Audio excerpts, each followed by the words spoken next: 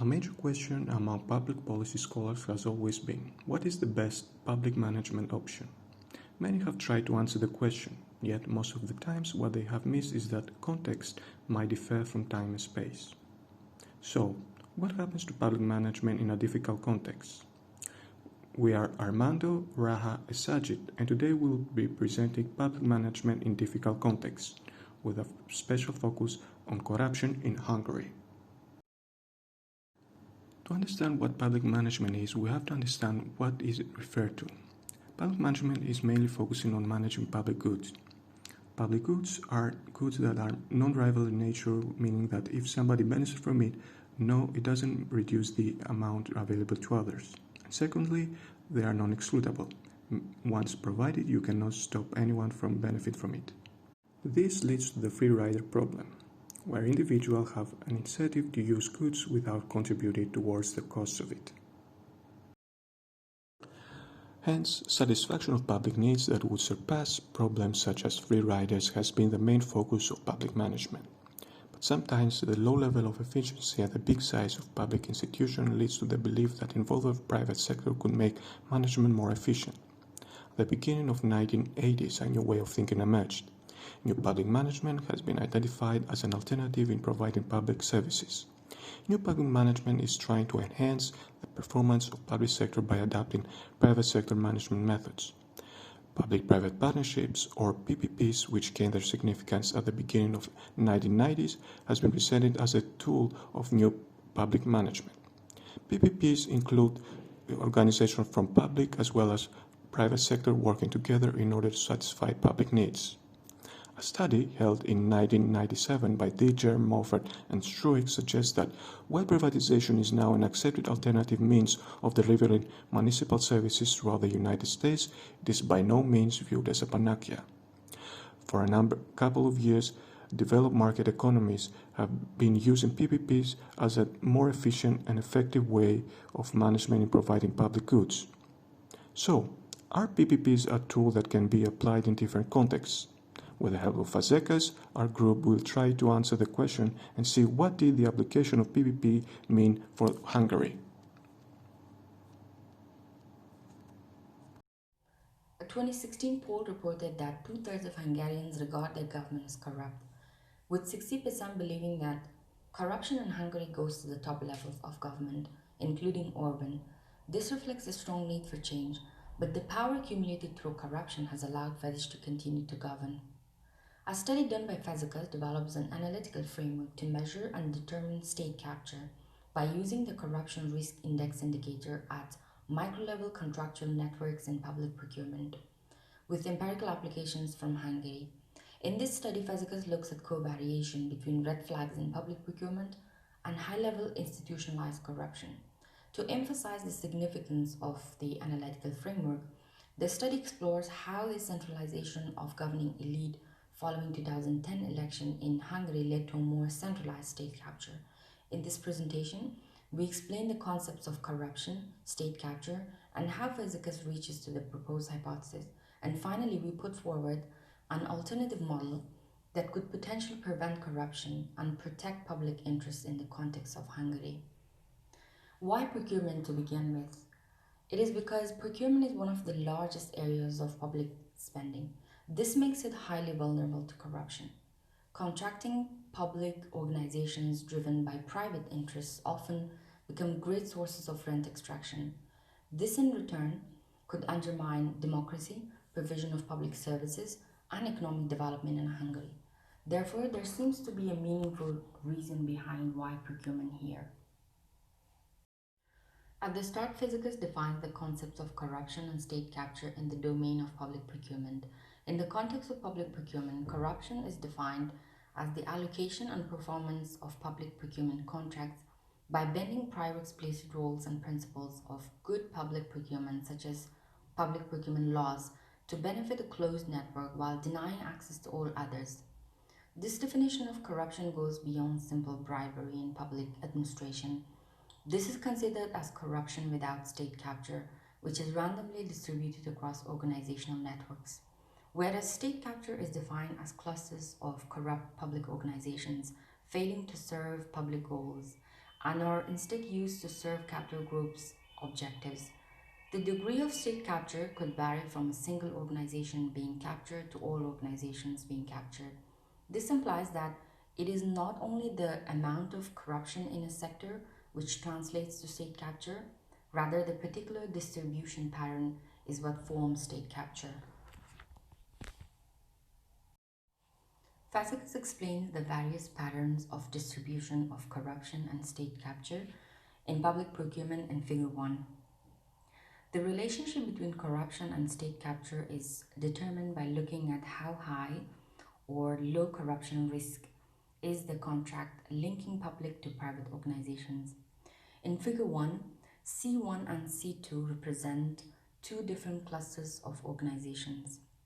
I1 to I4 indicate four issuing or public organizations, and S1 to S4 represent four different supplying or private organizations.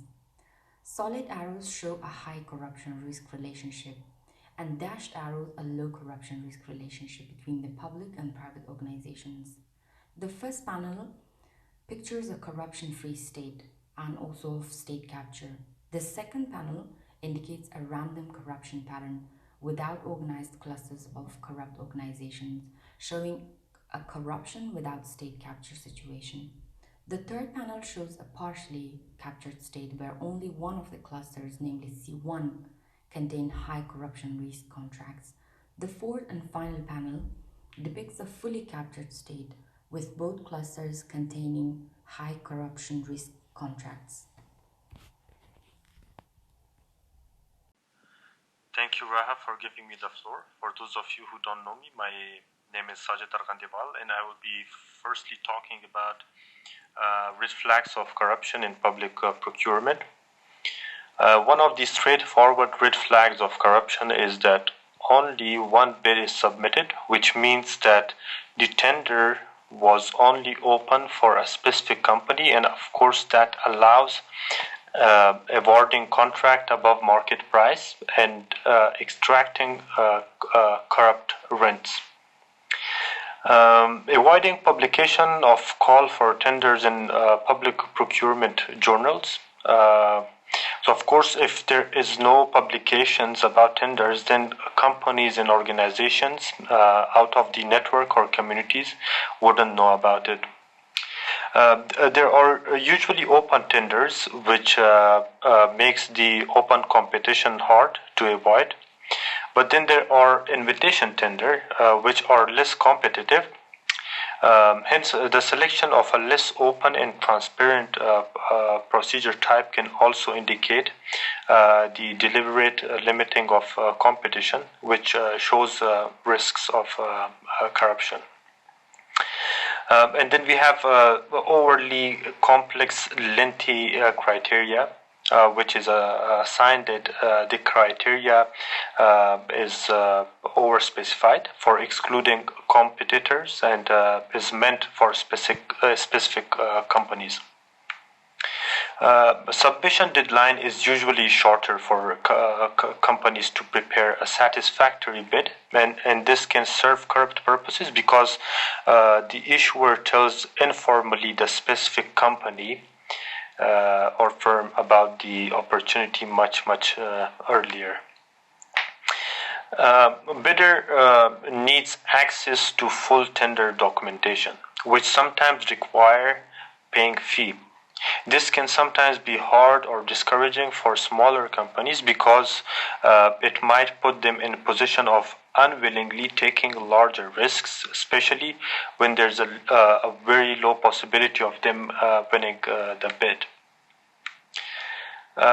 Changes in bidding conditions after announcement of call for tender may signal corruption risk because it creates uncertainty among other companies who are of course not part of the network.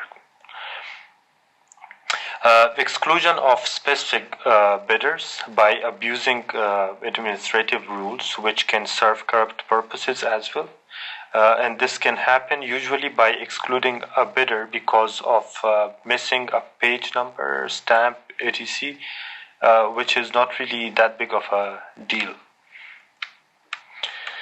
If a contract is supposed to go through an open procedure, then a corruption technique is used that avoids open competition by derailing the first open procedure and relaunching a new, less open tender by emphasizing the urgency for purchase and by citing that time has been lost in the unsuccessful open tender. And then the contract implementation phase can be more prone to corruption due to the lack of attention and clear information. Modification to contract conditions signal risks of unfair competition and corruption. Because the bidders not connected to the network could not have foreseen the loosening of contract conditions when bidding. And the two high risk signals are increasing the contract value and postponing the delivery dates. So now coming to the hypothesis provided by Fazekas. So Fazekas provides two competing hypotheses into test to see at the end which hypothesis he agrees with. Hypothesis 0 is if elite centralization of 2011 and 2012 did not change the central position of captured organizations. And hypothesis number 1 is if the elite centralization of 2011 and 2012 made the captured organizations more central in the network.